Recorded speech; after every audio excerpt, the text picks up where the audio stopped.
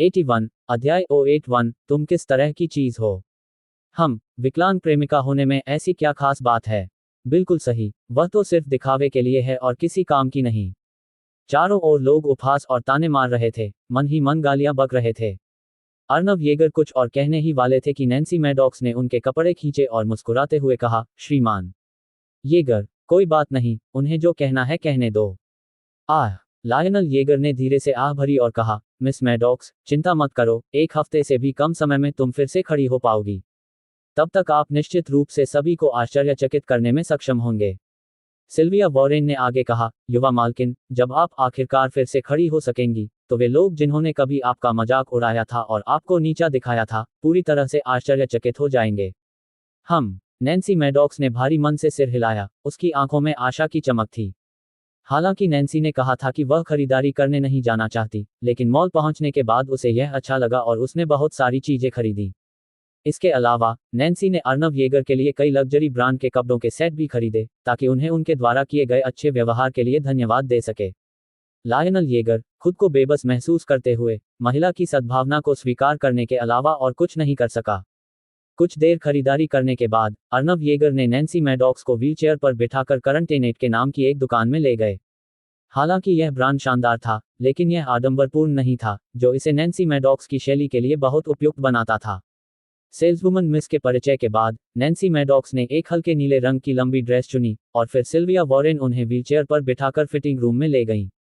कुछ देर बाद वे बाहर आ गए। ये ड्रेस इतनी खूबसूरत लग रही है, मानो इसे मिस के लिए ही खास तौर पर सिलवाया गया हो। एक सेल्सवुमन अपनी हैरानी को रोक नहीं पाई। एक अन्य सेल्सवुमन ने भी कहा, हाँ, ये ड्रेस मिस के स्वभाव से बिल्कुल मेल खाती है, यह उन पर बहुत अच्छी लगती है। अगर वह खड़ी हो सकती है, तो वह हमारे स्टोर की मॉडल भी बन सकती है।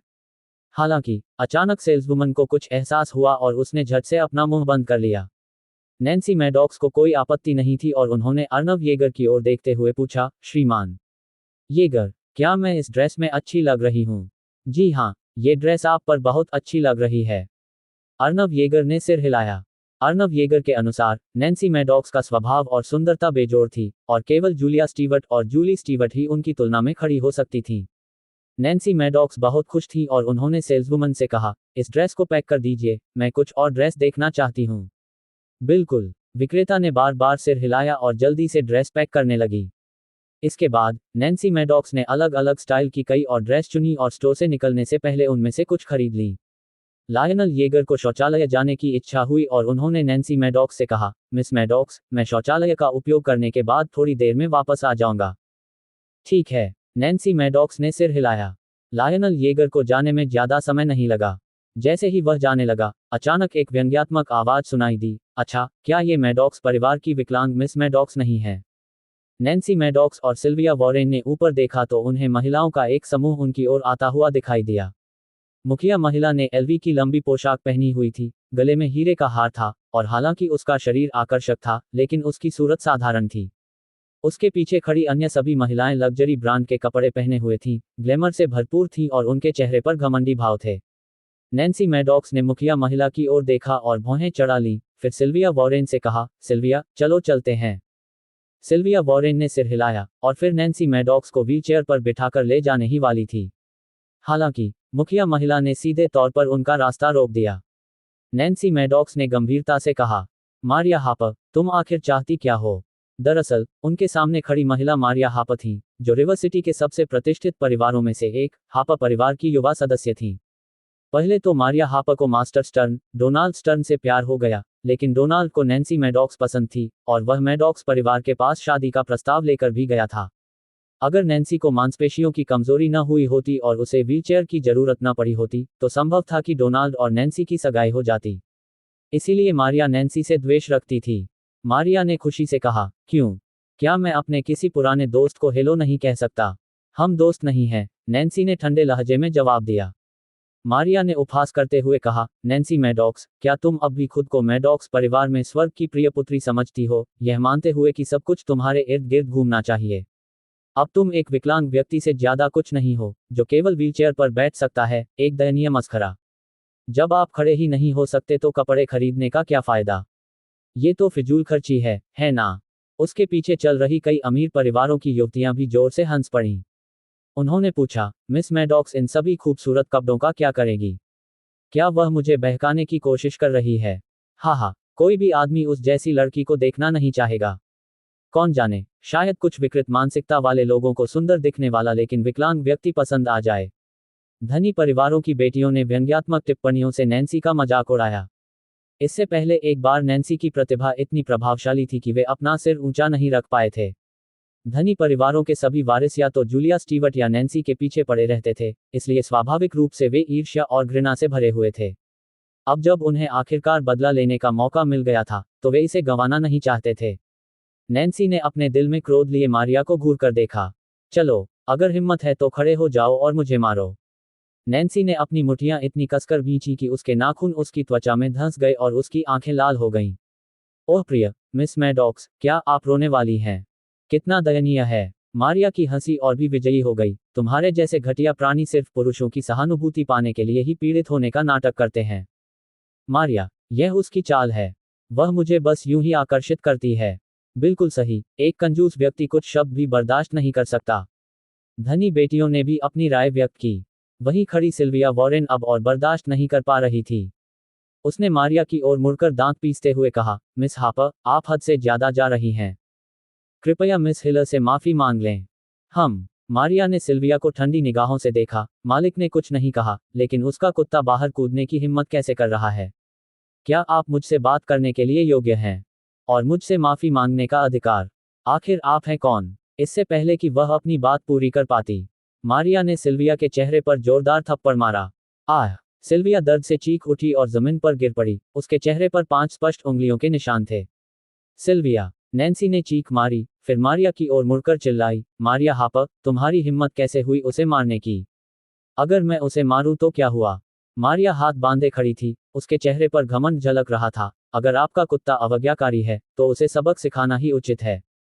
82 अध्याय 082 मनुष्य होने के अयोग्य। आप! नैन्सी मैडॉक्स ने मारिया हापर को गुस्से से घूरते हुए कहा, मारिया हापर, मैं तुम्हें जाने नहीं दूंगी। मुझे जाने नहीं दोगे? मारिया हापर जोर से हंस पड़ी। तुम मुझ जैसे अपाहिज का क्या बिगाड़ सकते हो? जब वह बोल रही थी, मारिया ने हाथ बढ़ाकर व्हीलचेयर के आर्मरेस्ट को जोर से ऊपर उठा दिया।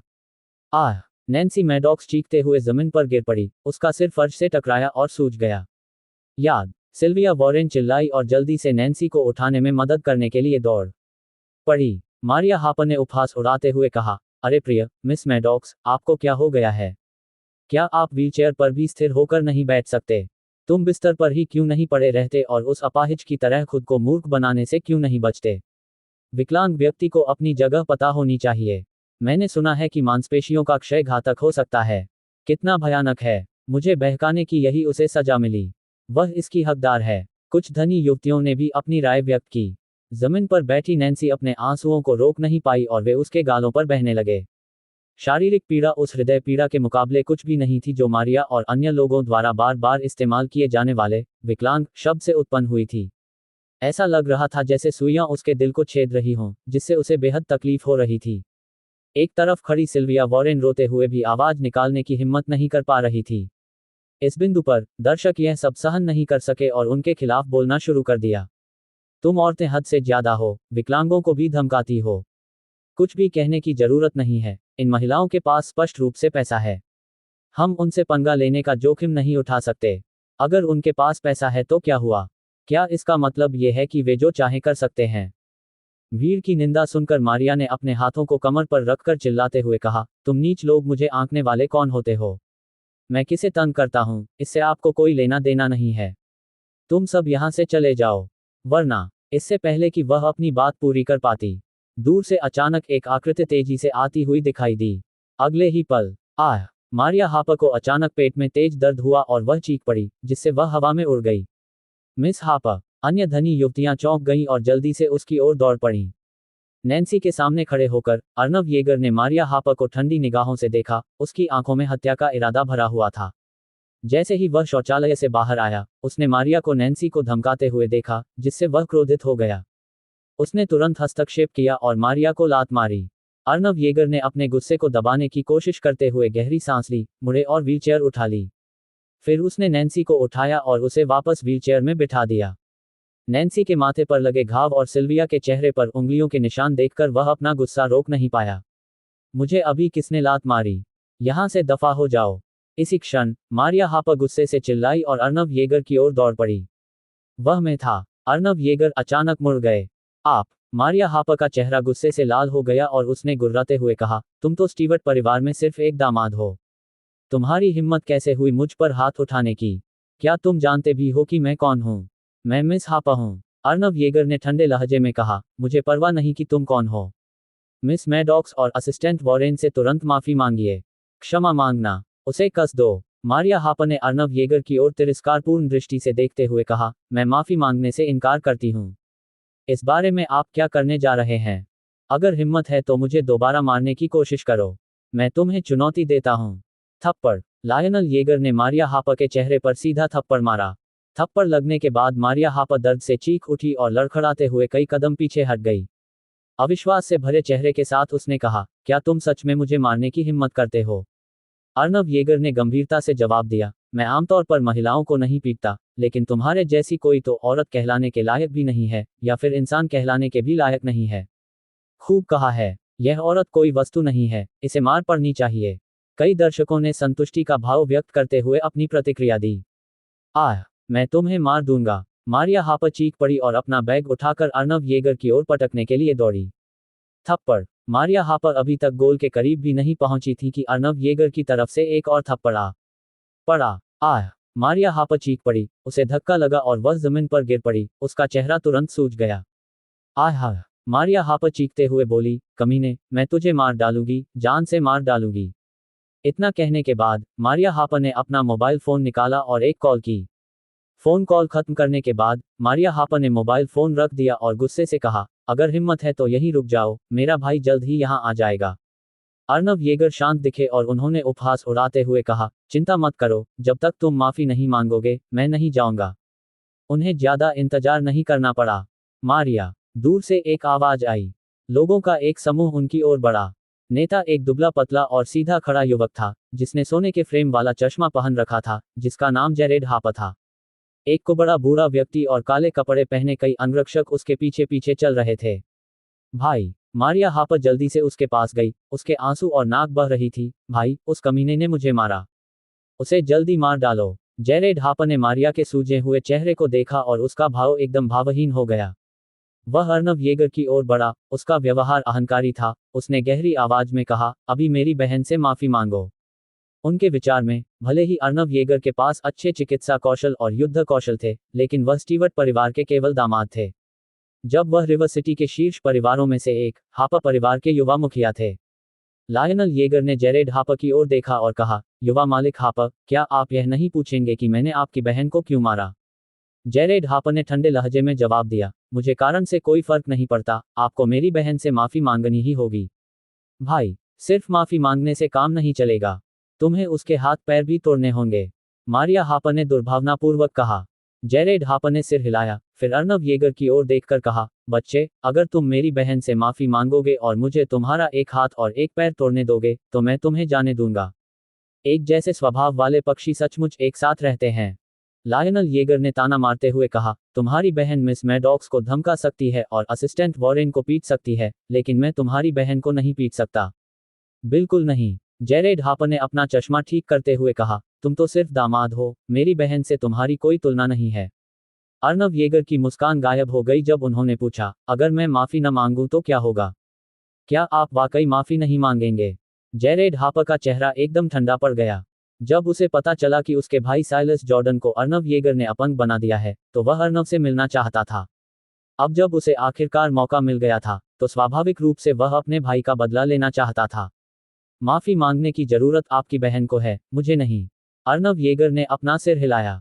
जेरेड हापर ने हाथ हिलाते हुए कहा, मेरे लिए इस बच्चे का एक हाथ और एक पैर अपाहिज कर दो। काले कपड़े पहने कई अंगरक्षक हरकत में आए और अर्नव येगर पर टूट पड़े। बेकार लोगों का झुंड, तुम मुझे अपाहिज करना चाहते हो? अर्नव येगर ने तिरस्कारपूर्ण ढंग से उपहास किया और आगे बढ़ते हुए उसके शरीर से ऊर्जा की एक भयानक लहर फूट पड़ी।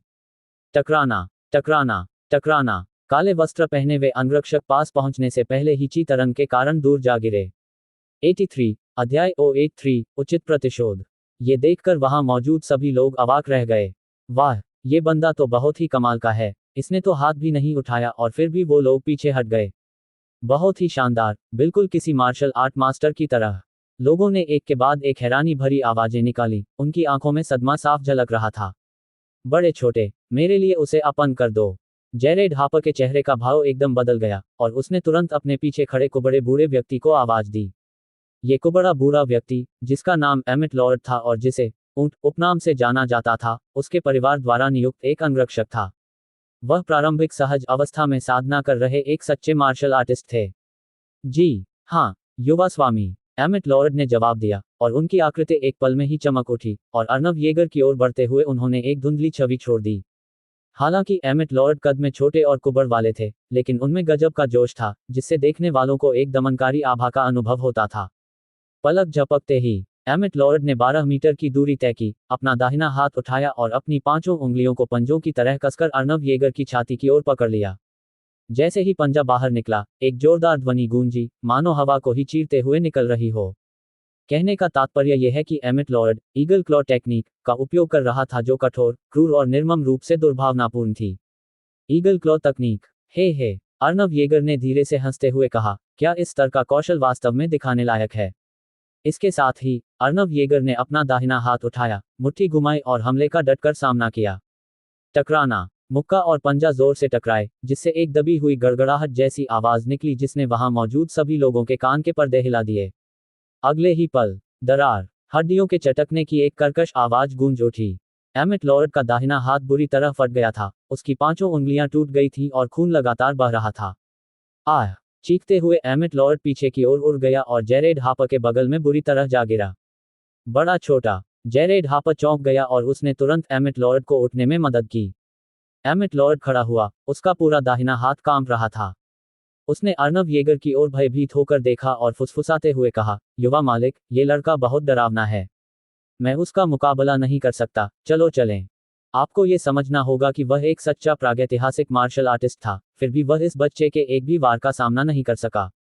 ये साबित करने के लिए काफी था कि इस बच्चे की साधना का स्तर निश्चित रूप से उससे कहीं अधिक था। अच्छा, हालांकि जेरेड हापर अनिच्छुक थे, फिर भी उन्होंने सहमति में सिर हिलाया। चल दर, जेरेड हापर ने हाथ हिलाया और अपने लोगों के साथ जाने की तैयारी करने लगा। हालांकि मारिया हापर वास्तव में अर्नव येगर को मारना चाहती थी, लेकिन यह देखकर कि एल्डरलेसर भी उसके द्वारा घायल हो गया था, उसने बोलने की हिम्मत नहीं की। वह जानती थी कि एल्डरलेसर कितना शक्तिशाली था। उसके लिए अकेले 100 दुश्मनों को हराना आसान था, लेकिन अब वह इस आदमी का मुकाबला नहीं कर सकता था, जो वाकई डरावना था। किसने कहा कि तुम जा सकते हो? वे अभी मुड़े भी नहीं थे कि अर्नव येगर की आवाज सुनाई दी। जेरेड हापर ने दांत भींचे और पीछे मुड़कर पूछा, तुम क्या चाहते हो?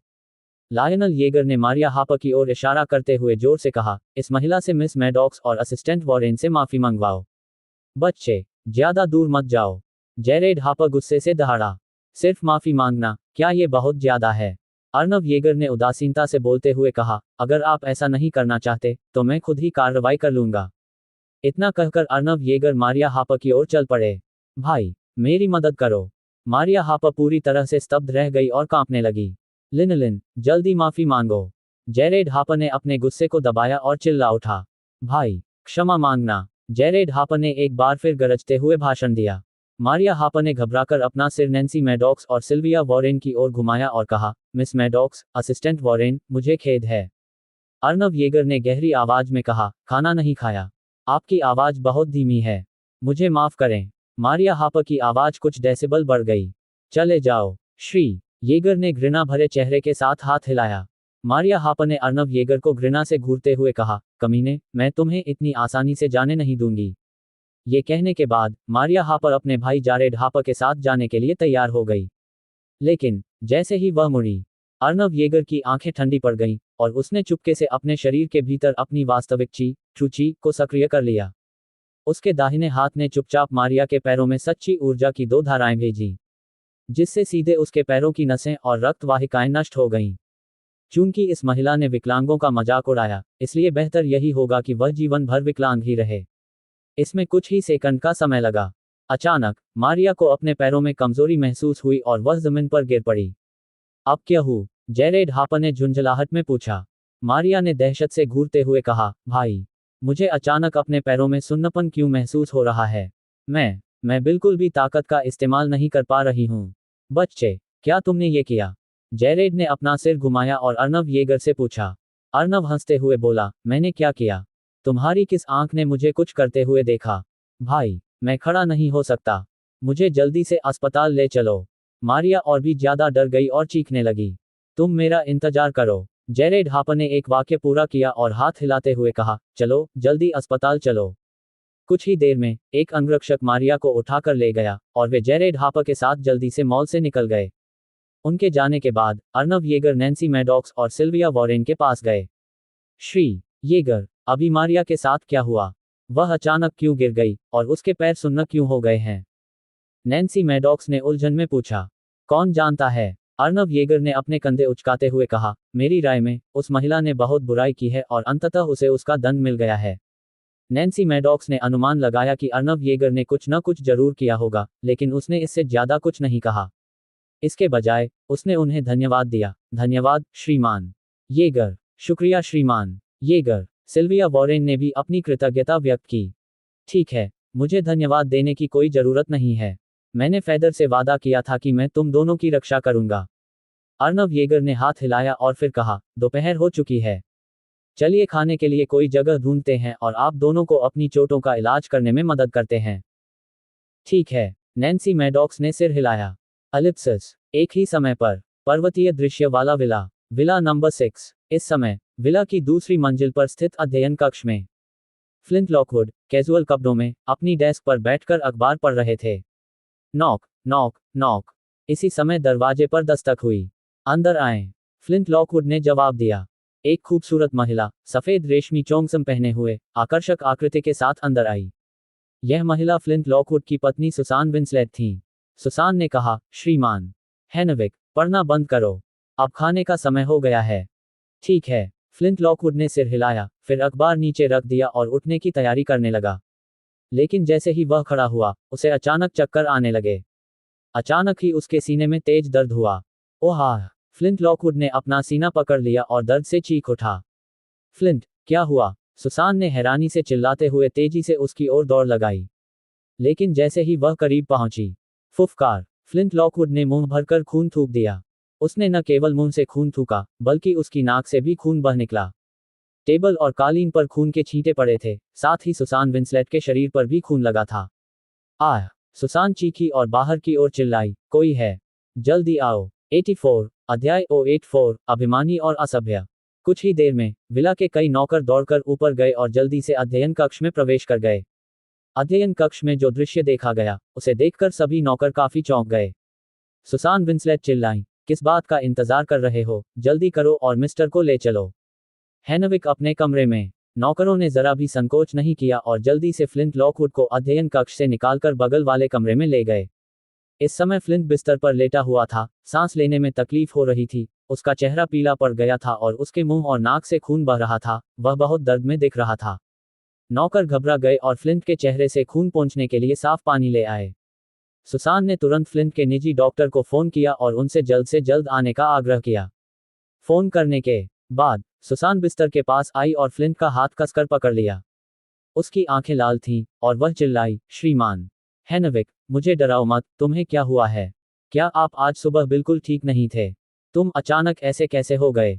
फ्लिंट ने अपना मुंह खोला और कमजोर आवाज में कहा, मुझे नहीं पता। सुसान ने अपनी आंखों से आंसू पोंछे और कहा, ठीक है, ज्यादा बात मत करो, आराम करो, डॉक्टर वॉरेन जल्द ही पहुंचेंगे। ये ज्यादा समय पहले की बात नहीं है। सफेद लैब कोट पहने कई डॉक्टर दवाइयों के डिब्बे लिए हुए बाहर से अंदर आए। उनका नेतृत्व करने वाला एक अधेड़ उम्र का व्यक्ति था जिसने चांदी के फ्रेम वाला चश्मा पहन रखा था। यह फ्लिंट के निजी डॉक्टर सेथ वॉरेन थे, जो चिकित्सा में बहुत कुशल थे। सप्ताह के दिनों में वह फ्लिंट के स्वास्थ्य की देखभाल करने में माहिर थे और फ्लिंट को होने वाले किसी भी सिरदर्द या बुखार का इलाज सेथ वॉरेन द्वारा किया जाता था। सुसान ने जल्दी से उनका अभिवादन किया, डॉक्टर वॉरेन, शुक्र है आप यहाँ हैं। कृपया श्रीमान पर एक नज़र डालिए। हेनविक से मिलो और देखो कि उसे क्या हुआ है। सेठ वॉरेन ने सिर हिलाया और कहा, मैडम, चिंता मत कीजिए, मैं श्रीमान के बारे में पता कर लेता हूँ।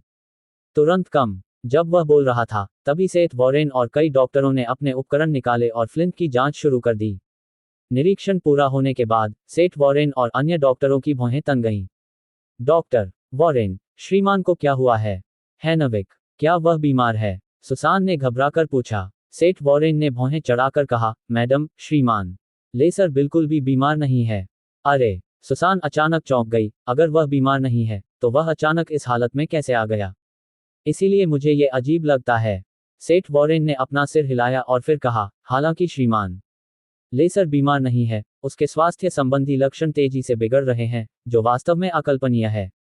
सुसान ने कहा, क्या हमें जांच के लिए अस्पताल नहीं जाना चाहिए?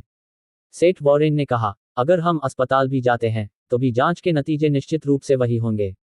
किसी भी बीमारी का पता लगाए बिना हम मूल रूप से उसका इलाज नहीं कर सकते। क्या काय करते? सुसान इतनी चिंतित थी कि उसकी आंखों से आंसू बहने लगे। इसी दौरान फ्लिंट ने सेठ वॉरेन और सुसान के बीच की बातचीत भी सुन ली। उसे अचानक 3 दिन पहले क्लाउड काल्ड्रॉन होटल में अर्नव येगर द्वारा कही गई बात याद आ गई। अर्नव ने कहा कि वह बुरी ऊर्जा से पीड़ित है और 3 दिनों में उसके आंतरिक अंग, 4 अंग, 100 हड्डियां और 8 असाधारण नाड़ियां आदि गल जाएंगी। तब तक उसके मुंह और नाक से खून बह रहा होगा, सिर में तेज दर्द हो रहा होगा, सांस लेने में तकलीफ हो रही होगी और उसके अंग कमजोर हो गए होंगे। अब उसके सारे लक्षण उस बच्चे के बताए लक्षणों से मेल खाते थे। क्या ऐसा हो सकता है कि बच्चे ने जो कहा वह सच हो? क्या वह सचमुच बुरी ऊर्जा से पीड़ित था? इसलिए दर्द सहते हुए उसने पुकारा, सुसान। श्री हैनविक, क्या हुआ है? सुसान जल्दी से दौड़कर वहां पहुंची। फ्लिंट ने गहरी सांस ली और कहा, सुसान, मेरा मोबाइल फोन स्टडी रूम में है, जल्दी जाओ और उसे ले आओ, और अर्नव येगर नाम के एक युवक को फोन करके बुला लो। पिछले 2 दिनों में बिल शीहान ने भी उसे कई बार समझाने की कोशिश की थी, यहां तक कि उसे अर्नव का नंबर भी भेजा था, ये कहते हुए कि अगर कोई वास्तविक समस्या हो तो उसे अर्नव से संपर्क करना चाहिए। वह पहले तो इस बात पर विश्वास करने को तैयार नहीं था, लेकिन अनिच्छा से ही सही, उसने अर्नव का नंबर सेव कर लिया। लायनल येगर कौन है? क्या वह डॉक्टर है? सुसान ने पूछा। हाँ, कोट। फ्लिंट ने सिर हिलाते हुए कहा, उसे मेरे साथ व्यवहार करने का कोई तरीका तो पता होना चाहिए। ठीक है, मैं उसे अभी फोन करता हूँ। सुसान विंसलेट ने सिर हिलाया और फिर कमरे से बाहर निकलकर स्टडी रूम में गई, डेस्क पर रखा अपना मोबाइल फोन उठाया, अर्नव येगर का नंबर ढूंढा और डायल किया। एलिप्सिस। एक ही समय पर न्यू वर्ल्ड मॉल के एक रेस्तरां में एक निजी कमरे में लायनल येगर, नैन्सी मैडॉक्स और सिल्विया वॉरेन एक साथ भोजन कर रहे थे। कुछ समय पहले ही अर्नव येगर ने नैन्सी मैडॉक्स और सिल्विया वॉरेन के चेहरों पर लगे घावों का इलाज किया था। लायनल येगर ने खाने का एक टुकड़ा खाया और फिर पूछा, मिस मैडॉक्स, खाने के बाद आप कहाँ जाना चाहती हैं? क्या आप यहीं रुककर खरीदारी जारी रखना चाहते हैं? नैन्सी मैडॉक्स ने सिर हिलाकर कहा, नहीं, चलो पास के ईस्ट लेक पार्क में टहलने चलते हैं।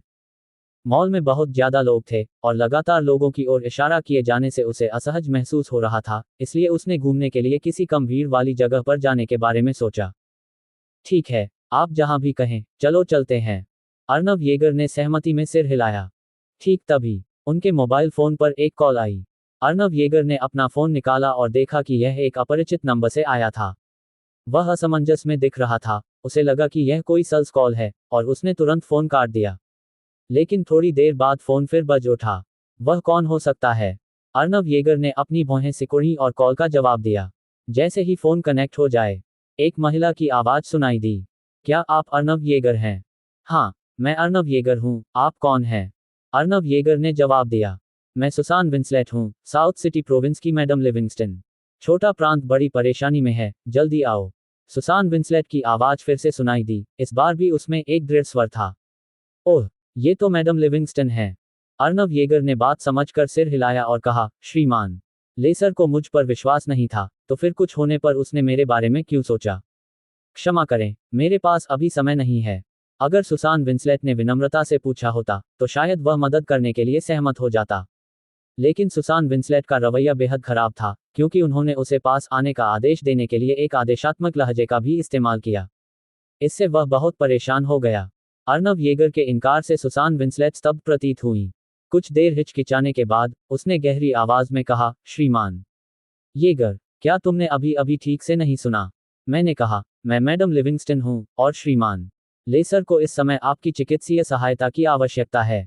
आपका दृष्टिकोण कैसा है? मेरा रवैया कैसा होना चाहिए? मैं आपसे ये पूछना चाहता हूं कि आपका रवैया कैसा है? अर्नव येगर तुरंत क्रोधित हो गए, क्या उनकी हैसियत उन्हें लोगों के साथ मनचाहा व्यवहार करने का अधिकार देती है? आप। सुसान विंसलेट अवाक रह गईं, इससे पहले किसी ने भी उनसे इस तरह बात नहीं की थी। उसने ठंडे स्वर में कहा, श्रीमान येगर, आपको पता होना चाहिए कि साउथ सिटी प्रोविंस में अनगिनत लोग लेसर प्रोविंस का पक्ष जीतने का मौका पाकर बहुत खुश होंगे। अब श्रीमान, लेसर को अपनी बीमारी के इलाज के लिए आपकी आवश्यकता है, जो आपके लिए सम्मान की बात है और हमारे लेसर परिवार के करीब आने का एक शानदार अवसर है। हो सकता है कि दूसरे लोग तुम्हें चूमना चाहें, लेकिन मैंने इसके बारे में कभी सोचा ही नहीं। जहां तक आपके छोटे परिवार के सदस्यों के करीब आने की बात है, मैंने इसके बारे में भी कभी नहीं सोचा था। ठीक है, जैसी आपकी मर्जी।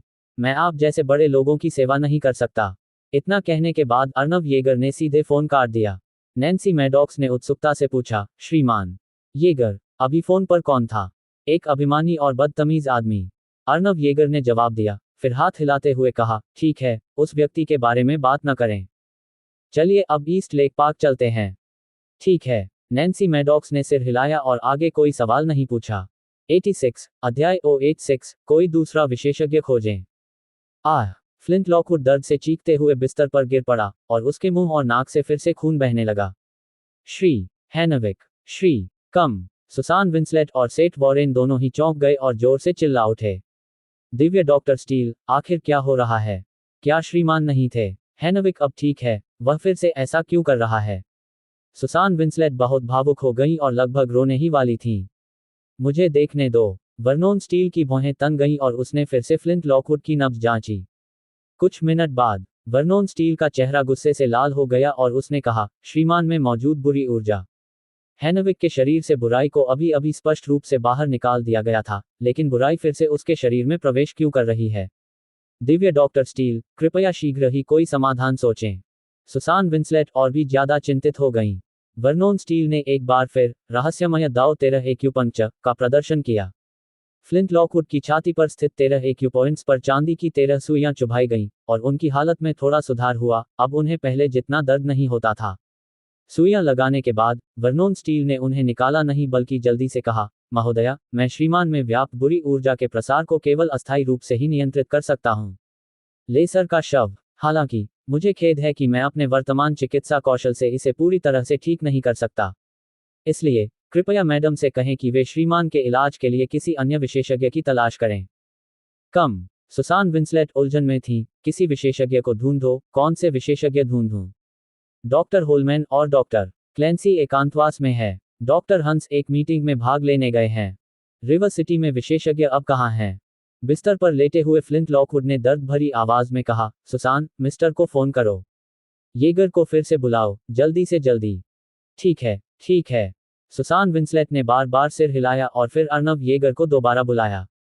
हालांकि कई बार फोन करने के बाद भी अर्नव येगर ने फोन नहीं उठाया। सुसान विंसलेट चिंतित हो गई। श्रीमान हैनविक, श्रीमान येगर फोन का जवाब नहीं दे रहा है। इस समय वर्नोन स्टील ने संदेहपूर्वक पूछा, श्रीमान लेसर, ये मिस्टर कौन है? आप जिस येगर की बात कर रहे हैं? फ्लिंट लॉकवुड ने उत्तर दिया, श्रीमान येगर ही वह व्यक्ति है जिसने 3 दिन पहले ये देखा कि मेरे शरीर में बुरी ऊर्जा प्रवेश कर रही है। क्या उसने 3 दिन पहले ही इस बात पर ध्यान दिया था? वर्नोन स्टील अचानक आश्चर्यचकित हो गया। क्या उसने इसे एक नज़र में ही देख लिया? हाँ। फ्लिंट लॉकवुड ने सिर हिलाया। विशेषज्ञ। वर्नोन स्टील उत्साहित हो गया। मैं भी इसे केवल नाड़ी देखकर ही जांच सकता हूं। यदि श्रीमान येगर इसे एक नज़र में देख सकता था, तो मुझे डर है कि श्रीमान येगर सचमुच एक विशेषज्ञ हैं। फ्लिंट लॉकवुड को भी अब अर्नव येगर की बातों पर पूरा भरोसा हो गया था। उसने सुसान विंसलेट पर चिल्लाते हुए कहा, चूंकि आप संपर्क नहीं कर पा रही हैं, तो किसी को भेजकर पता लगाएं कि मिस्टर कहाँ हैं। येगर यहाँ है, और तुम खुद जाकर उसे यहाँ आमंत्रित करो।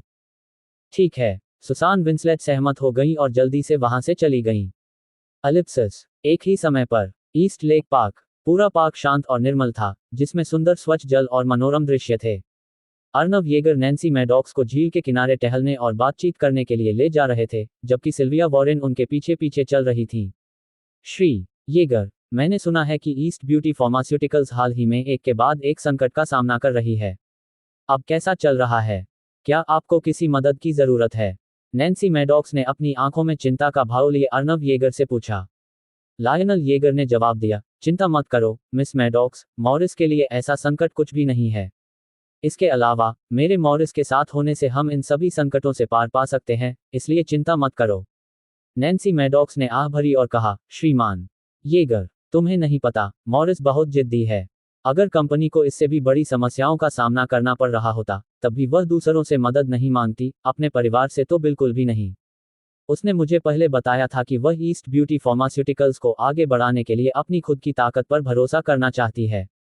लेकिन किसी महिला के लिए इतनी बड़ी कंपनी का प्रबंधन करना इतना आसान नहीं है। अर्नव येगर हंसे और बोले, इसीलिए तो मैं यहाँ हूँ। मैं उसकी हर मुश्किल में मदद करूंगा। नैन्सी मैडॉक्स ने सिर हिलाते हुए कहा, हाँ, सिल्विया का आपके साथ होना बहुत अच्छा है। मुझे आप दोनों से सचमुच ईर्ष्या हो रही है। लायनल येगर मुस्कुराए और बोले, मिस मैडॉक्स, आपको हमसे ईर्ष्या करने की जरूरत नहीं है। जब आपका पैर ठीक हो जाएगा, तब आपको अपना जीवनसाथी भी मिल जाएगा। शायद। नैन्सी मैडॉक्स ने अपनी निगाहें झील की ओर घुमाई, उनकी आंखों में बेबसी और जटिलता का एक अंश झलक रहा था। दरअसल, साथ में इतना समय बिताने के बाद, उसके मन में अर्नव येगर के लिए कुछ अच्छी भावनाएं विकसित हो गई थीं। विशेषकर कुछ समय पहले मॉल में घटी घटना, जिसने उसके दिल में उसके लिए और भी ज्यादा प्यार जगा दिया।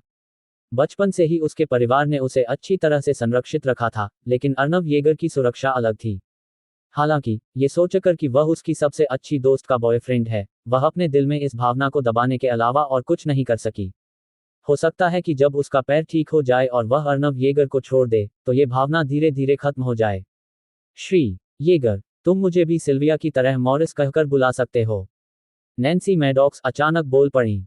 अर्नव येगर मुस्कुराया, क्या मैं इसे इस रूप में समझूं कि अब आप मुझे अपना दोस्त मानते हैं? नैन्सी मैडॉक्स ने सिर हिलाया। अर्नव येगर ने कहा, ऐसे में मुझे मिस्टर मत कहिए। भविष्य में येगर, आप मुझे मेरे नाम से या बिग ब्रदर येगर कहकर बुला सकते हैं। ठीक है, बड़े भाई येगर। नैन्सी मैडॉक्स ने अर्नव येगर की ओर देखा, उसके होंठों के कोने ऊपर की ओर मुड़ गए, जिससे एक प्यारी सी मुस्कान प्रकट हुई। उसकी मुस्कान देखकर अर्नव येगर क्षण भर के लिए मंत्रमुग्ध हो गया। एक मनमोहक मुस्कान, मोहक आंखें, हृदय स्पर्शी। अर्नव येगर ने धीरे से खांसा, फिर दूसरी तरफ देखते हुए कहा, चलो चलते हैं और देखते हैं आगे क्या है। ये कहते हुए, अर्नव येगर ने नैन्सी मैडॉक्स को आगे बढ़ाने के लिए लगातार प्रयास जारी रखे।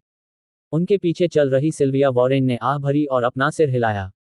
पूरे 1 घंटे तक टहलने के बाद, अर्नव येगर को आराम करने के लिए एक छायादार जगह मिली और उन्होंने पानी की कुछ बोतलें खरीदी।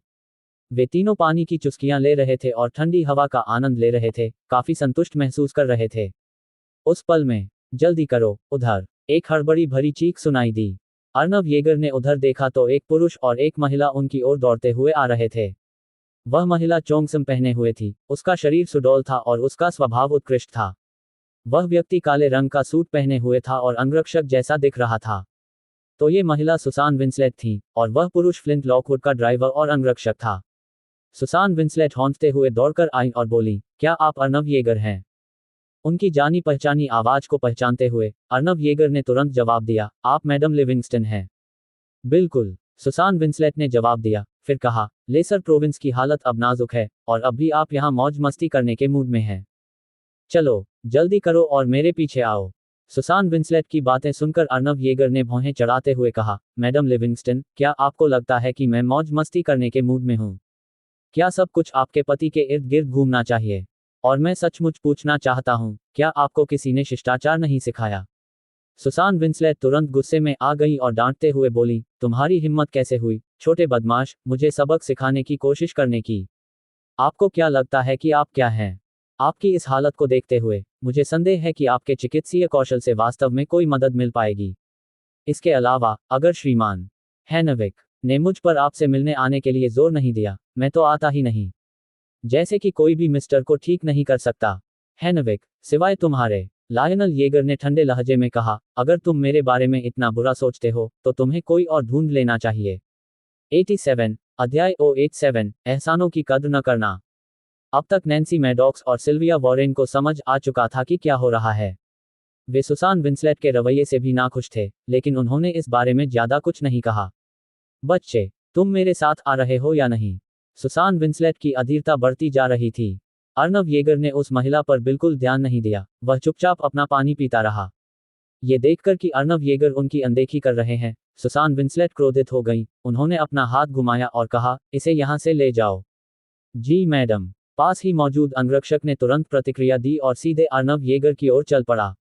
अंगरक्षक ने गंभीरता से कहा, बच्चे, कृपया थोड़ी देर के लिए हमारे साथ आओ। अगर मैं ऐसा न करूं तो क्या होगा? अर्नव येगर ने अपनी आंखें सिकोड़कर पूछा। तो फिर मुझे असभ्य होने के लिए दोष मत दो, अंगरक्षक ने सख्त स्वर में कहा, फिर सीधे अर्नव येगर के कंधे को पकड़ने के लिए हाथ बढ़ाया। उसी क्षण अंगरक्षक ने हाथ बढ़ाया। अर्नव येगर ने अपने दाहिने हाथ से बॉडीगार्ड की कलाई पकड़ी और फिर अचानक उसे जोर से दबा दिया। आह! अंगरक्षक दर्द से कराह उठा। उसकी आंखें सख्त हो गईं। उसने अपना बायां हाथ उठाया और एक बार फिर अर्नव येगर को पकड़ने की कोशिश की। हम्फ! अर्नव येगर ने ठंडी सी सांस ली और लात मारकर बाहर निकल गया। एक दबी हुई सी आवाज आई और अंगरक्षक पीछे की ओर गिर पड़ा और अंततः कई मीटर दूर जा गिरा। वहीं खड़ी सुसान विंसलेट पूरी तरह से हैरान रह गईं। ध्यान रहे, यह अंगरक्षक एक सेवानिवृत्त विशेष बल का सैनिक था जिसके पास मजबूत मार्शल कौशल था, और उसने कई मौकों पर फ्लिंट लॉकवुड के लिए संकटों को हल किया था। लेकिन उसने कभी सोचा भी नहीं था कि स्पेशल फोर्सेज का सिपाही इस बच्चे के सामने इतना कमजोर पड़ जाएगा। अंगरक्षक भी सीने पर हाथ रखकर उठ खड़ा हुआ और अर्नव येगर को श्रद्धा भरी निगाहों से देखने लगा। इसमें कोई शक नहीं था कि यह बच्चा उससे कहीं ज्यादा ताकतवर था। लायनल येगर ने सुसान विंसलेट की ओर सिर घुमाकर ठंडे स्वर में कहा, मैडम लिविंगस्टन, क्या आप लोगों को इसी तरह आमंत्रित करती हैं? अगर आप उन्हें मना नहीं सकते, तो आप बल का प्रयोग करते हैं। कितना घमंडी रवैया है! सुसान विंसलेट ने देखा कि बल प्रयोग करने से काम नहीं चलेगा, इसलिए उन्होंने अधिक चतुराई भरा तरीका अपनाया और दांत पीसते हुए कहा, बच्चे, अगर तुम मेरे साथ आओगे और मेरे पति का इलाज करोगे, तो मैं तुम्हें 5 मिलियन देने को तैयार हूं। भाड़ में जाओ! अर्नव येगर ने सिर्फ एक शब्द में जवाब दिया, दफा हो जाओ। 8 लाख! सुसान विंसलेट ने कीमत बढ़ा दी। उसे विश्वास नहीं था कि कोई भी पैसे का विरोध कर सकता है। भाड़ में जाओ! अर्नव येगर ने फिर से चिल्लाया। 1 करोड़! झांग शियुकिन ने एक बार फिर कीमत बढ़ाते हुए कहा, बच्चे, 10 मिलियन कोई छोटी रकम नहीं है, अनगिनत लोग अपने पूरे जीवन में इतनी कमाई नहीं कर सकते। कुछ देर रुकने के बाद सुसान विंसलेट ने आगे कहा, इसके अलावा, अगर आप मेरे पति को ठीक कर दें, तो आप उनकी कृपा प्राप्त कर लेंगे, जिससे भविष्य में आपके लिए चीजें बहुत आसान हो जाएंगी। भाड़ में जाओ! अर्नव येगर ने फिर से जोर से चिल्लाया। उसकी आवाज गरज की तरह तेज थी। इस बिंदु तक महिला को अभी भी अपनी गलती का एहसास नहीं हुआ था, और वह अभी भी पैसे और शक्ति के बल पर लोगों को बरगलाने की कोशिश कर रही थी। आप उपहारों की सराहना मत करो! सुसान विंसलेट ने अर्नव येगर की ओर इशारा किया और फिर हाथ हिलाते हुए कहा, चलो चलें। इसके बाद सुसान विंसलेट अपने बॉडीगार्ड के साथ वहां से चली गईं। सुसान विंसलेट के चले जाने के बाद नैन्सी मैडॉक्स ने अर्नव येगर की ओर देखा और कहा, श्रीमान येगर, हालांकि मैडम लिविंगस्टन का मदद मांगने का रवैया खराब था, लेकिन आपका इनकार लेसर प्रोविंस को नाराज कर सकता है। अगर मैं उन्हें नाराज कर दूं तो क्या हुआ? अर्नव येगर ने तिरस्कारपूर्ण भाव से कहा, अब वे मुझसे मदद मांग रहे हैं, मैं उनसे नहीं। अगर वे मदद मांगना चाहते हैं, तो उनका रवैया उचित होना चाहिए। श्री येगर सही हैं। सिल्विया वॉरेन ने बातचीत को आगे बढ़ाते हुए कहा, जब आप दूसरों से मदद मांगते हैं, तो आपको सही रवैया अपनाने की जरूरत होती है। मैंने पहले भी कई ऐसे वीडियो देखे हैं जिनमें महिलाएं अपने पतियों को धोखा देती हैं। मैडम लिविंगस्टन ऐसी ही एक महिला का सटीक उदाहरण है। नैन्सी मैडॉक्स ने बेबसी से कहा, श्रीमान येगर, क्या आप सचमुच उसका इलाज नहीं करने वाले हैं? अर्नव येगर ने जवाब दिया, जब उनका रवैया ईमानदार हो जाएगा, तब मैं इलाज शुरू करूंगा। ईस्ट लेक पार्क छोड़ने के बाद सुसान विंसलेट विला नंबर 1 पर लौट आई। 6 माउंटेन व्यूइंग विला। सुसान को अंदर आते देख फ्लिंट लॉकवुड ने घबराकर पूछा, सुसान, क्या मिस्टर येगर यहाँ है? नहीं, वह नहीं है। सुसान विंसलेट ने नाखुशी से कहा, उस बच्चे को वास्तव में दयालुता की कद्र करना नहीं आता। मैं खुद उन्हें आमंत्रित करने गया था, लेकिन उन्होंने आने से इनकार कर दिया और साफ तौर पर कहा कि हर किसी को हमारी सेवा करने की जरूरत नहीं है, और हमें दूसरे विशेषज्ञों की तलाश करनी चाहिए। ये सुनकर फ्लिंट लॉकवुड का चेहरा गुस्से से लाल हो गया, वह बहुत चिढ़ गया था। हालांकि बिल शीहान ने उन्हें पहले ही बताया था कि अर्नव येगर सीधे साधे, उदार और एक डॉक्टर के रूप में दयालु हृदय वाले व्यक्ति थे, न कि सुसान द्वारा वर्णित व्यक्ति की तरह। क्या येगर के 3 दिन पहले येगर पर अविश्वास करने के कारण ही येगर क्रोधित हो गया था? इस बारे में सोचते हुए फ्लिंट लॉकवुड ने कहा, सुसान, जल्दी से मिस्टर को फोन करो। शीहान को यहाँ आना होगा। श्री शीहान के श्रीमान के साथ अच्छे संबंध हैं येगर, और उन्हें श्रीमान को देना चाहिए। शीहान का चेहरा। सुसान विंसलेट ने कहा, ओल्ड लॉकवुड, क्या आप अब भी उस बच्चे को आमंत्रित करने की योजना बना रहे हैं? वह इतना घमंडी है कि उसे आमंत्रित नहीं किया जा सकता। फ्लिंट लॉकवुड ने चिड़चिड़ाते हुए कहा, बस कॉल कर दो और बकवास करना बंद करो। ठीक है, मैं फोन करूंगा। मुझे लगता है कि जब तक तुम किसी दीवार से नहीं टकराओगे तब तक तुम कभी पीछे नहीं हट पाओगे। सुसान ने बात की और फिर बिल शीहान को फोन करने के लिए अपना मोबाइल फोन निकाला। इसमें ज्यादा समय नहीं लगा। बिल शीहान जल्दी से कमरे में दाखिल हुए। फ्लिंट लॉकवुड को बिस्तर पर लेटा देखकर बिल शीहान तेजी से उसके पास गया। उसका चेहरा बदल गया था। भाई लॉकवुड, आपको क्या हुआ? वर्नोन स्टील ने कहा, श्रीमान, लेसर पर बुरी ऊर्जा का कब्जा हो गया है और अब ये बहुत खतरनाक है। अरे! बिल शीहान अचानक चौंक गया। सचमुच दुष्ट ऊर्जा से ग्रसित हो। 3 दिन पहले अर्नव येगर ने कहा था कि फ्लिंट लॉकवुड पर बुरी ऊर्जा का कब्जा है और ये 3 दिनों में हमला करेगी। जैसा कि उम्मीद थी, डॉक्टर येगर सही थे।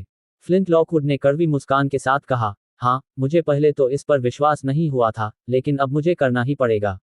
भाई लॉकवुड, क्या मैंने आपको डॉक्टर येगर का फोन नंबर नहीं दिया था?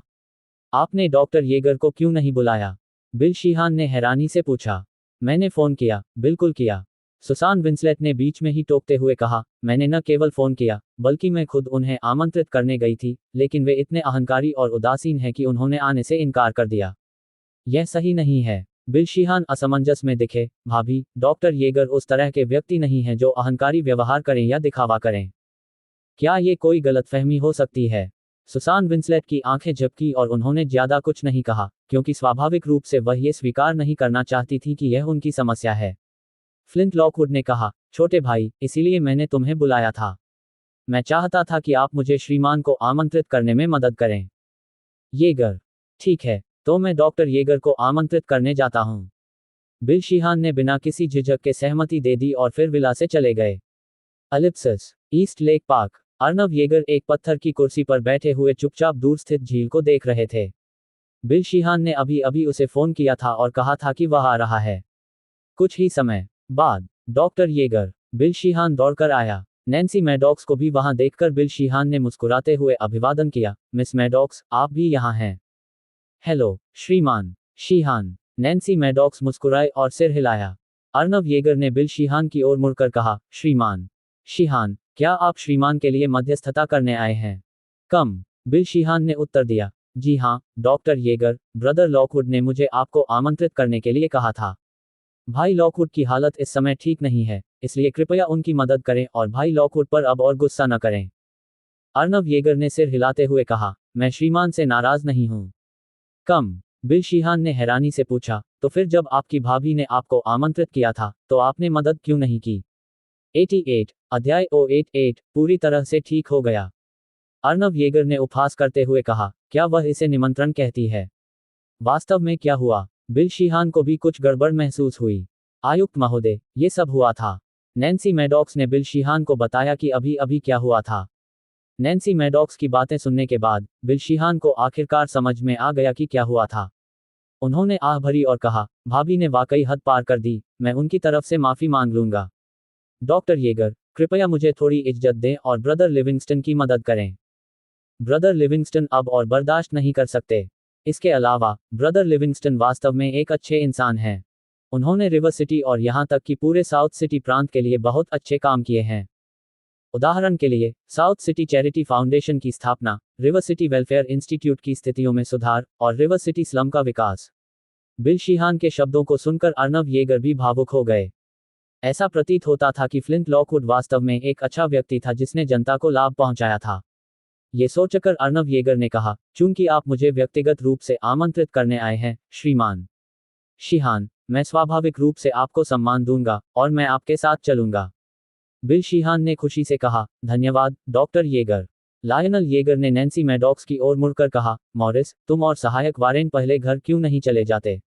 कोई जरूरत नहीं है। नैन्सी मैडॉक्स ने सिर हिलाते हुए कहा, बाद में सिल्विया वॉरेन और मैं लाइट ब्रो के साथ सीधे ईस्ट ब्यूटी फार्मास्यूटिकल्स जाएंगे। आप अपना काम खत्म करने के बाद हमें वहां पा सकते हैं। ठीक है। अर्नव येगर ने सिर हिलाया और अपनी कार से बाहर निकल गए, फिर बिल शीहान की कार में बैठकर पार्क से चले गए। आधे घंटे बाद वे विला नंबर पर पहुंचे।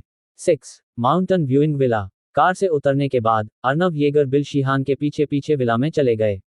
जब वे दूसरी मंजिल के कमरे में पहुंचे, तो बिल शीहान ने जोर से कहा, भाई लिविंगस्टन, डॉक्टर येगर यहाँ हैं। एक पल के लिए कमरे में मौजूद सभी लोगों की निगाहें उन पर टिक गईं। जब उन्होंने Arnav Yeager, Vernon Steel, Seth Warren और अन्य लोगों को देखा तो सभी आश्चर्यचकित रह गए। हालांकि उन्होंने फ्लिंट लॉकवुड से सुना था कि अर्नव येगर एक युवक है, लेकिन उन्हें यह उम्मीद नहीं थी कि वह उनकी कल्पना से भी कम उम्र का होगा। उन्हें शक होना लाजमी था, क्या ये युवक वाकई विशेषज्ञ था? क्या उनके पास वाकई चिकित्सा कौशल था? श्री येगर, आपको आमंत्रित करना वाकई बहुत मुश्किल है, फ्लिंट लॉकवुड ने हल्के स्वर में, थोड़ी असंतुष्टि के साथ कहा।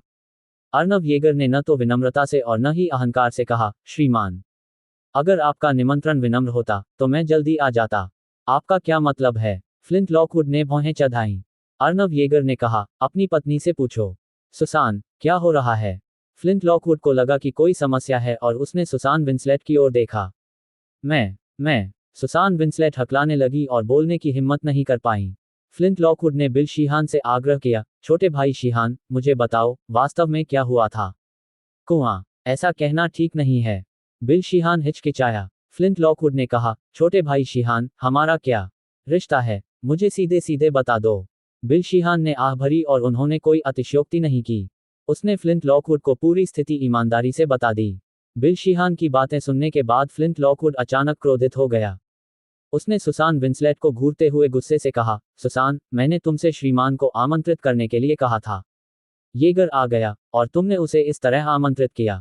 तुम बस यही चाहते हो कि मैं मर जाऊं, है ना? नहीं, सुसान विंसलेट घबरा गई और शर्मिंदा भाव से बोली, मैं उस समय बहुत चिंतित थी, इसलिए मैंने अपनी आवाज के लहजे पर ध्यान नहीं दिया। क्या ये स्वर संबंधी समस्या है? ये स्पष्ट रूप से रवैये की समस्या है। मैंने तुम्हें पहले भी कहा था कि अपनी शक्ति का इस्तेमाल लोगों पर अत्याचार करने के लिए मत करो। फ्लिंट लॉकवुड इतना क्रोधित था कि उसकी छाती फूलने लगी और वह जोर जोर से खांसने लगा। बोलना बंद करो, मुझे पता है मैं गलत था। सुसान विंसलेट की आंखें लाल हो गईं और उनकी आंखों से आंसू अनियंत्रित रूप से बहने लगे। फ्लिंट लॉकवुड दहाड़ते हुए बोला, तुम क्यों रो रहे हो? जल्दी करो और श्रीमान से माफी मांगो। येगर, सुसान विंसलेट ने अपने आंसू पोंछे और अर्नव येगर की ओर देखते हुए, सिसकियां रोकते हुए कहा, श्रीमान येगर, मुझे माफ करना, मैं गलत था, कृपया श्रीमान को बचा लें। लॉकवुड, अर्नव येगर ने हाथ हिलाते हुए कहा, इसे भूल जाइए, चलिए सीधे बीमारी के इलाज पर ध्यान केंद्रित करते हैं। जब वह बोल रहे थे, अर्नव येगर मरीज के बिस्तर के पास चले गए। उसने फ्लिंट लॉकवुड की छाती पर लगी 13 चांदी की सुइयों पर एक नजर डाली और उत्सुकता से कहा, क्या ये रहस्यमय दाव 13 एक्यूपंक्चर नहीं है? वर्नोन स्टील चौंक गया, बच्चे, क्या तुम रहस्यमय दाव 13 एक्यूपंक्चर के बारे में जानते हो?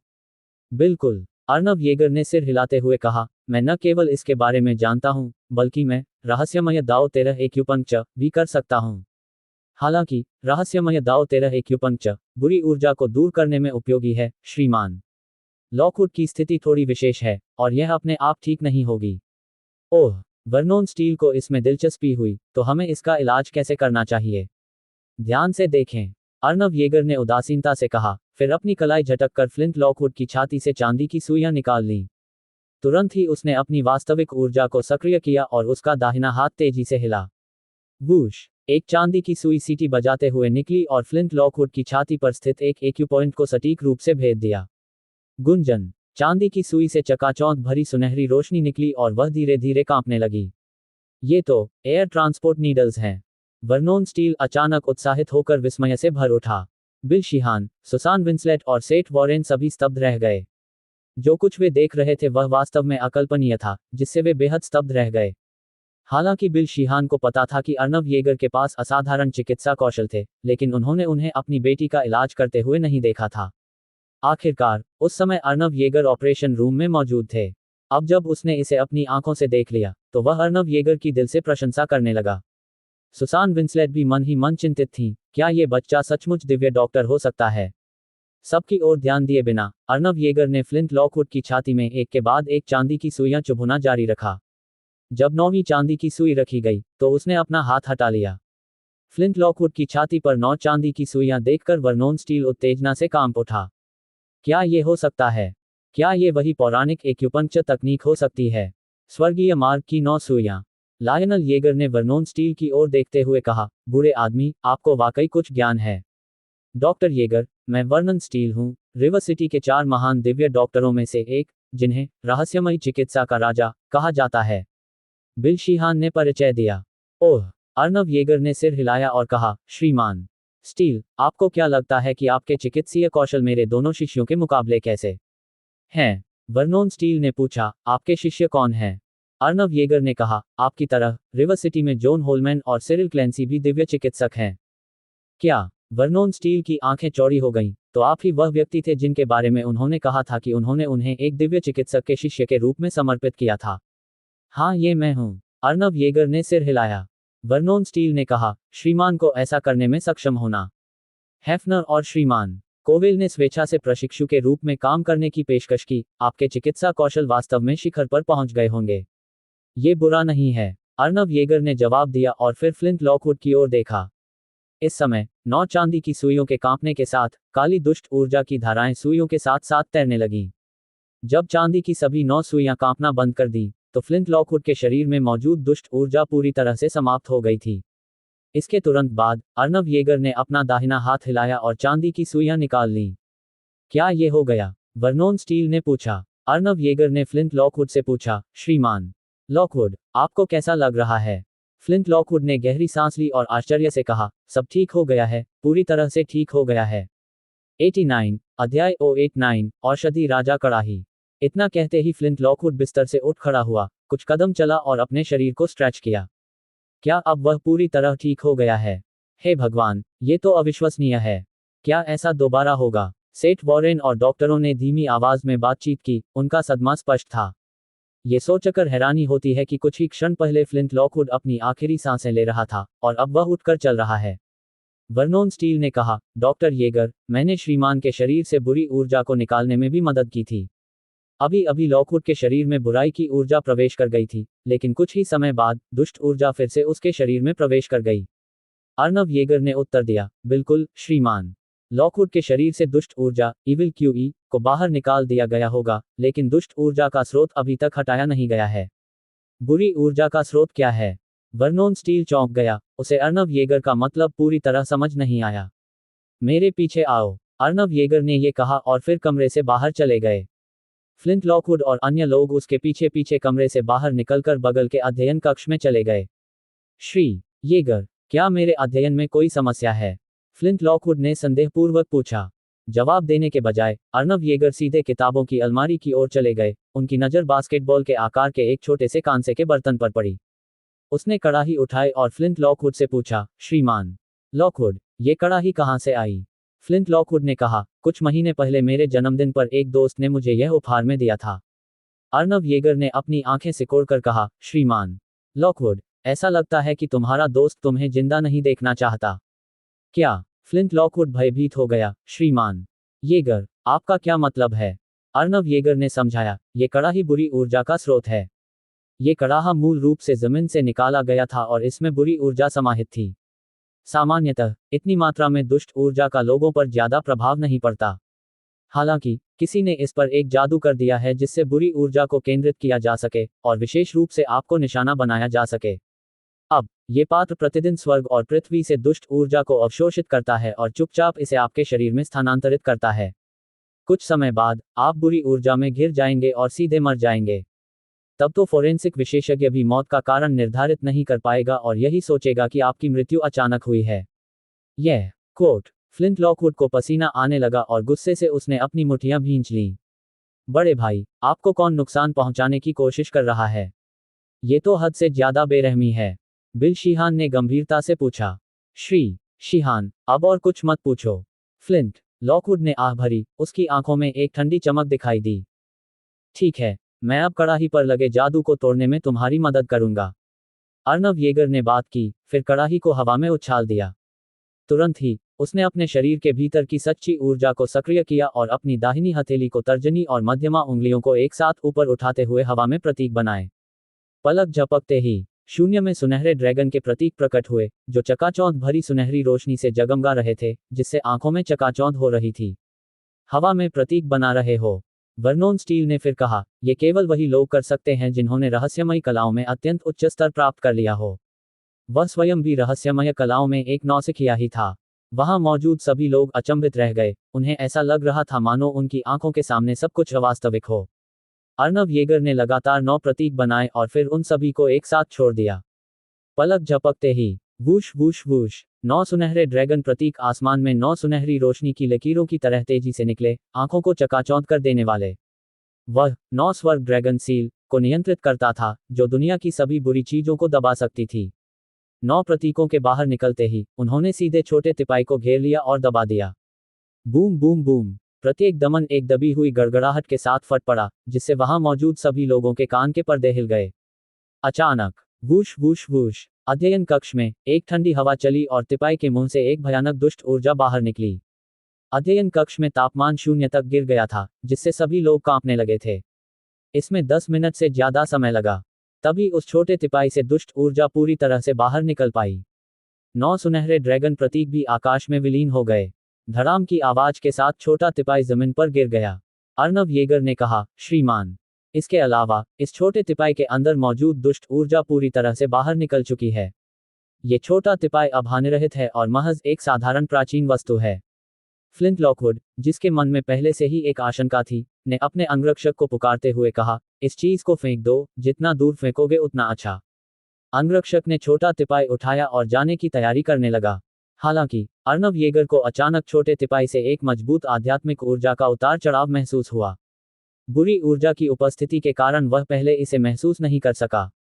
अब जबकि दुष्ट ऊर्जा को निष्कासित कर दिया गया था, वह छोटे तिपाई में आध्यात्मिक ऊर्जा के उतार चढ़ाव को महसूस कर सकता था। इंतजार। उसने तुरंत अंगरक्षक को आवाज दी, श्री येगर, क्या हुआ है? फ्लिंट लॉकवुड को लगा कि अभी भी कोई समस्या है। अर्नव येगर ने अंगरक्षक से छोटा तिपाई लिया और उसे ध्यान से महसूस करने के बाद वह अचानक चौंक गया। उन्होंने न केवल तिपाई के अंदर स्वर्गीय पृथ्वी की आध्यात्मिक ऊर्जा के उतार चढ़ाव को महसूस किया, बल्कि विभिन्न औषधीय सामग्रियों की आध्यात्मिक ऊर्जा के उतार चढ़ाव को भी महसूस किया। क्या ये औषधि राजा का कड़ाहा हो सकता है? किंवदंती के अनुसार दिव्य चिकित्सक लॉरेंस स्टील ने औषधि शोधन और दवा उबालने के लिए विशेष रूप से एक कांसे का कड़ाहा बनवाया था। अत्यधिक औषधीय गुणों और दिव्य पृथ्वी की आध्यात्मिक ऊर्जा के अवशोषण के कारण लॉरेंस स्टील के छोटे तिपाई ने भी आध्यात्मिकता प्राप्त कर ली और एक खजाना बन गया, जिसे औषधि राजा कड़ाही नाम दिया गया। पहले तो वह मेडिसिन किंग कड़ाही की किंवदंती को अतिशयोक्ति मानता था, लेकिन अब उसे पता चल गया था कि मेडिसिन किंग कड़ाही वास्तव में मौजूद थी। अप्रत्याशित रूप से उनके 9 ड्रैगन प्रतीकों ने न केवल अभी अभी दुष्ट ऊर्जा को बाहर निकाल दिया, बल्कि औषधि राजा कड़ाही की आध्यात्मिकता को भी सक्रिय कर दिया। अन्यथा उसे ये पता ही नहीं चलता कि ये पौराणिक औषधि राजा का कड़ाहा है। अर्नव येगर ने गहरी सांस ली और फ्लिंट लॉकवुड से कहा, श्रीमान, ये छोटा तिपाई वास्तव में एक अनमोल वस्तु है। इसे फेंक देना वाकई बहुत दुख की बात होगी। मुझे क्यों नहीं दे देते? उन्हें अभी औषधि शोधन के लिए एक कड़ाही की आवश्यकता है और इसीलिए उन्हें औषधि राजा की कड़ाही चाहिए। इसके अलावा दवा की गोलियां बनाने और दवा उबालने के अलावा मेडिसिन किंग कड़ाही के अन्य उपयोग भी हैं जिनकी खोज अभी बाकी है। फ्लिंट लॉकवुड ने हाथ हिलाते हुए कहा, श्रीमान येगर, अगर तुम इसे चाहते हो तो बस इसे ले लो। अर्नव येगर ने उन्हें धन्यवाद देते हुए कहा, तो आपका भी धन्यवाद श्रीमान। कम। फ्लिंट लॉकवुड ने सुसान विंसलेट से कहा, सुसान, जल्दी करो और मिस्टर को दे दो। Yeager 10 million. ठीक है। सुसान ने सिर हिलाया। अब वह अर्नव येगर के चिकित्सा कौशल की दिल से प्रशंसा करती थी और उसमें पहले जैसा अहंकार नहीं रह गया था। उसने झटपट एक चेक लिखा और आदरपूर्वक सौंपते हुए कहा, श्रीमान येगर, मैं पहले गलत था। मुझे आपके साथ बदतमीजी नहीं करनी चाहिए थी। मैं आशा करता हूं कि तुम मुझे माफ कर दोगे। भविष्य में अगर आपको किसी भी चीज में हमारी मदद की जरूरत हो तो हम निश्चित रूप से अपनी पूरी कोशिश करेंगे। लायनल येगर ने सिर हिलाया और समझ गया कि सुसान को वास्तव में अपनी गलती का एहसास हो गया था। उन्होंने कोई द्वेष नहीं रखा और कहा, मैडम लिविंगस्टन, आप तो बस मिस्टर के बारे में चिंतित थीं। लेसर का पहले का इलाज। मैं समझ सकता हूं। मुझे क्षमा करने के लिए धन्यवाद, महोदय। येगर। सुसान की आंखें लाल थी जब उसने अर्नव येगर के सामने झुककर गहरा सम्मान व्यक्त किया। फ्लिंट लॉकवुड ने प्रशंसा भरी निगाहों से अर्नव येगर की ओर देखा। अर्नव येगर ने चेक स्वीकार नहीं किया और कहा, मैंने पहले ही श्रीमान से एक अनमोल वस्तु ले ली है। चलो पैसे की बात भूल जाते हैं। 90 अध्याय 09 मुझे तुम्हें ढूंढने मत दो। फ्लिंट लॉकवुड ने गुस्से का नाटक करते हुए कहा, भाई येगर, अगर आप इसे स्वीकार नहीं करते हैं तो इसका मतलब है कि आप अपने बड़े भाई का सम्मान नहीं करते हैं। इसलिए क्योंकि वह अर्नव येगर की प्रशंसा और सम्मान करते थे, फ्लिंट लॉकवुड उन्हें सीधे छोटे भाई कहकर संबोधित करते थे। उन्होंने ये सब अर्नव येगर से दोस्ती करने के लिए किया था। ऐसे प्रतिभाशाली दिव्य चिकित्सक के साथ मित्रता रखना केवल लाभकारी ही था। ठीक है, चूंकि ब्रदर लिविंगस्टन ने ऐसा कहा है, मैं इसे स्वीकार कर लूंगा। अर्नव येगर ने हल्की सी मुस्कान के साथ बिल ले लिया। उसके बाद सुसान विंसलेट ने वर्नोन स्टील को $5 मिलियन का इनाम भी दिया। वर्नोन स्टील ने उसकी तरफ देखा तक नहीं और लापरवाही से उसे अपनी जेब में रख लिया, फिर मुस्कुराते हुए अर्नव येगर की ओर चल पड़ा। उसने अपने हाथों को आपस में रगड़ा और कहा, डॉक्टर येगर, मैं आपसे कुछ बात करना चाहता हूं। यह क्या है? अर्नव येगर ने वर्नोन स्टील की ओर एक नज़र डाली, और उसे लगा कि उस बूढ़े आदमी की मंशा बुरी है। वर्नोन स्टील हंसते हुए बोले, डॉक्टर येगर, चूंकि आपने श्रीमान को स्वीकार कर लिया है, हेफनर और श्रीमान कोवेल, अगर आप उन्हें अपना प्रशिक्षु मानते हैं, तो मुझे भी क्यों नहीं स्वीकार करते? अरे! लायनल येगर अवाक रह गए, क्या तुम भी मेरे शागिर्द बनना चाहते हो? हाँ हाँ हाँ, वर्नोन स्टील ने बार बार सिर हिलाया। अर्नव येगर ने अपने होंठ सिकोड़ते हुए कहा, मैं इस पर विचार करूंगा। वर्नोन स्टील हंसते हुए बोले, ठीक है, आराम से करो। मैं जल्दबाजी में नहीं हूं। इस समय फ्लिंट लॉकवुड ने समय देखा और कहा, सभी लोग, अब शाम के 4 बज चुके हैं। बाद में मैं सभी को रात के खाने पर आमंत्रित करूंगा, और मुझे उम्मीद है कि सभी अपनी उपस्थिति से मुझे सम्मानित करेंगे। बिल शीहान ने अर्नव येगर की ओर देखा और हंसते हुए कहा, डॉक्टर येगर, पिछली बार हमने अपने ड्रिंक्स खत्म नहीं किए थे, इसलिए हमें इस बार इसकी भरपाई करनी होगी, है ना? ठीक है, लायनल येगर ने सिर हिलाते हुए कहा, हालांकि मुझे पहले ईस्ट ब्यूटी फार्मास्यूटिकल्स जाना होगा, जहां से मैं अपनी मंगेतर और मिस मैडॉक्स को ले आऊंगा। फ्लिंट लॉकवुड हंसे और हाथ हिलाते हुए बोले, कोई बात नहीं, जितने ज्यादा लोग होंगे, उतना ही मजा आएगा। इसके बाद अर्नव येगर और उनके साथी विला से निकलकर सीधे ईस्ट ब्यूटी फार्मास्यूटिकल्स के लिए रवाना हो गए।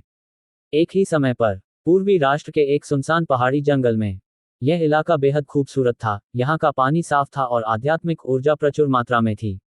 इस समय एक गुफा में काले वस्त्र पहने और दाढ़ी वाले एक बूढ़े ताओवादी साधना कर रहे थे। लेकिन इस समय अचानक उस बूढ़े ताओवादी ने अपनी आंखें खोली, उसका चेहरा लाल हो गया और उसने मुंह भरकर खून थूक दिया।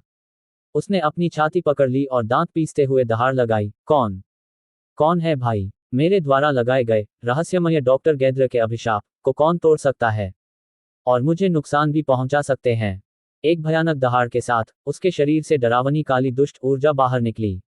बूम बूम बूम, आसपास की पर्वतीय दीवारों में विस्फोट करके छेद कर दिए गए थे, और चट्टानें बुरी तरह से क्षरित हो गई थीं। उसकी आंखों में घोर हत्या का भाव झलक रहा था, और वह गुर्राते हुए बोला, मुझे तुम्हें ढूंढने मत देना, वरना मैं तुम्हारे टुकड़े टुकड़े कर दूंगा। एलिप्सिस नदी शहर, शाम करीब 5 बजे। East beauty pharmaceuticals. आज सुबह तड़के उद्योग और वाणिज्य प्रशासन ने इस अवधि के दौरान ईस्ट ब्यूटी फार्मास्यूटिकल्स की फाइलों और सामग्रियों का निरीक्षण करने के लिए किसी को भेजा। इसलिए जूलिया स्टीवर्ट निरीक्षण में कर्मचारियों के साथ सहयोग करने के लिए सुबह सुबह कंपनी पहुंची। राष्ट्रपति कार्यालय में एक अधेड़ उम्र का व्यक्ति, जिसके बाल झड़ रहे हैं और शरीर थोड़ा मोटा है, पैर मोड़कर बैठा है और आराम से चाय की चुस्कियां ले रहा है और एक दस्तावेज देख रहा है। यह अधेड़ उम्र का व्यक्ति निरीक्षण के प्रभारी टीम लीडर एलन वेस्ट था। जूलिया स्टीवर्ट, नैन्सी मैडॉक्स और सिल्विया वॉरेन पास ही चुपचाप बैठी थीं। जब एलन वेस्ट ने एक दस्तावेज पढ़ना समाप्त किया, तो जूलिया स्टीवर्ट ने कहा, टीम लीडर वेस्ट, जैसा कि मैंने कहा, हमारी कंपनी ने हमेशा कानून का पालन किया है, और कोई समस्या नहीं है। एलन वेस्ट और उनकी टीम के आने के बाद से वे एक दिन से यहीं रुके हुए थे, जिससे कंपनी के कर्मचारी व्यस्त थे और कंपनी के सामान्य कामकाज पर गंभीर असर पड़ रहा था। इसलिए वह काफी परेशान थी, लेकिन ज्यादा कुछ कह नहीं सकी। वह बस यही उम्मीद कर रही थी कि एलन वेस्ट जितनी जल्दी हो सके वहां से चले जाएं। एलन वेस्ट ने अपने होंठों को चटकाते हुए कहा, राष्ट्रपति स्टीवर्ट, चिंता मत करो। निरीक्षण पूरा होने के बाद हम स्वाभाविक रूप से चले जाएंगे। इसके अलावा इस बारे में सोचो, आपकी कंपनी बहुत बड़ी है, और आपके पास बहुत सारी कंपनी फाइलें हैं। हम एक ही दिन में इन सभी का निरीक्षण कैसे पूरा कर सकते हैं? तो मैं कल फिर आऊंगा। आपको मेरी चिंता करने की जरूरत नहीं है, आप बस अपना काम करते रहिए। यह जूलिया स्टीवर्ट अवाक रह गईं। उन्होंने सिर्फ एक दिन के लिए ही निरीक्षण नहीं किया, बल्कि वे कल भी निरीक्षण जारी रखने के लिए वापस आ रहे हैं। ये स्पष्ट रूप से जानबूझकर की गई उत्पीड़न की कार्रवाई थी। सबसे महत्वपूर्ण बात यह थी कि उसने एलन वेस्ट को नाराज नहीं किया था। क्या ये साइलस जॉर्डन का काम हो सकता है? ये सोचकर जूलिया स्टीवर्ट का चेहरा भावहीन हो गया। ऐसा प्रतीत होता था कि Silas Jordan east beauty pharmaceuticals को कुचलने के लिए बेताब था। उसे ये सब और भी अधिक सहन करना पड़ा। नैन्सी मैडॉक्स इसे और बर्दाश्त नहीं कर सकी और उन्होंने कहा, टीम लीडर वांग, आप जो कर रहे हैं उससे ईस्ट ब्यूटी फार्मास्यूटिकल्स के सामान्य संचालन पर असर पड़ेगा। क्या यह अनुचित नहीं है? एलन वेस्ट ने हाथ हिलाते हुए कहा, मिस मैडॉक्स, आप किस बारे में बात कर रही हैं? मैं यह इसलिए कर रहा हूं ताकि भविष्य में ईस्ट ब्यूटी फार्मास्यूटिकल्स का कामकाज सुचारू रूप से चलता रहे। इसके अलावा यह निरीक्षण केवल कुछ दिनों का ही है। इससे ईस्ट ब्यूटी फार्मास्यूटिकल्स पर ज्यादा असर नहीं पड़ेगा। ये कहने के बाद एलन वेस्ट ने जूलिया स्टीवर्ट की ओर मुड़कर पूछा, राष्ट्रपति स्टीवर्ट, क्या आपके पास यहाँ कोई कॉफी है?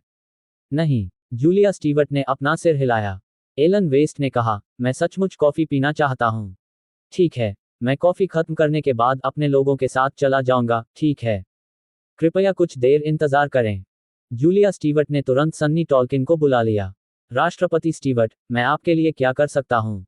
सनी टॉल्किन ने एक प्रश्न पूछा। जूलिया स्टीवर्ट ने कहा, सनी, जल्दी से जाकर कुछ कॉफी खरीद लो। जी हाँ, राष्ट्रपति स्टीवर्ट। सनी टॉल्किन ने बिना कुछ ज्यादा कहे एलन वेस्ट की ओर देखा और ऑफिस से चली गई। इस पल कुछ दूरी से दो काली ऑडी कारें आईं और कंपनी के प्रवेश द्वार पर रुक गईं। कार के दरवाजे खुले और Arnav Yeager, Flint Lockwood, Bill Sheehan, Vernon Steel और सुसान विंसलेट कार से बाहर निकले। जैसे ही अर्नव येगर और अन्य लोग हॉल में दाखिल हुए, उन्होंने सन्नी टॉल्किन को लिफ्ट से बाहर आते हुए देखा, जो उनकी ओर तेजी से बढ़ रही थी। सहायक टॉल्किन, अर्नव येगर ने आवाज लगाई। Assistant Jaeger. सनी टॉल्किन हैरान रह गई और बोली, राष्ट्रपति स्टीवर्ट ने कहा था कि आप छुट्टी पर हैं। आप इस कंपनी में क्यों आए? ओह, मैं राष्ट्रपति स्टीवर्ट को उनके काम से लेने आया हूं। अर्नव येगर ने जवाब दिया, फिर पूछा, सहायक टॉल्किन, आप जल्दी में लग रहे हैं। आप क्या करने जा रहे हैं? सनी टॉल्किन ने बेबसी से कहा, मैं कुछ कॉफी खरीदने जा रही हूं। अरे, अर्नव येगर असमंजस में दिखे, क्या राष्ट्रपति स्टीवर्ट कुछ मेहमानों का मनोरंजन करने वाले हैं? सनी टॉल्किन चिंतित दिखी और बोली, हाँ, वह मेहमानों का मनोरंजन कर रही हैं, लेकिन यह मेहमान बहुत खास हैं। सहायक येगर, आपको इसका जरा भी अंदाजा नहीं है। आज पूरी कंपनी में अफरा तफरी मची हुई थी और राष्ट्रपति स्टीवर्ट लगभग तंग आ चुके थे। अर्नव येगर ने भौहें चढ़ाकर पूछा, क्या हुआ? सनी टॉल्किन ने कुछ भी नहीं छिपाया और अर्नव येगर को कंपनी में आज जो कुछ हुआ उसके बारे में सब कुछ बता दिया। सनी टॉल्किन की बातें सुनने के बाद अर्नव येगर ने अभी कुछ कहा भी नहीं था कि बिल शीहान ने सबसे पहले कहा, आखिर एलन वेस्ट कर क्या रहा है? क्या वह खाली बैठा है और उसके पास करने के लिए कुछ नहीं है? वह किसी और की कंपनी में परेशानी खड़ी करने क्यों आएगा? फ्लिंट लॉकवुड ने चिढ़ाते हुए कहा, बूढ़े बिल, ये तुम्हारी समस्या है। आपने अपने अधीनस्थों को कैसे प्रशिक्षित किया? वे किसी और की कंपनी में आकर परेशानी कैसे खड़ी कर सकते हैं? बिल शीहान का चेहरा लाल हो गया।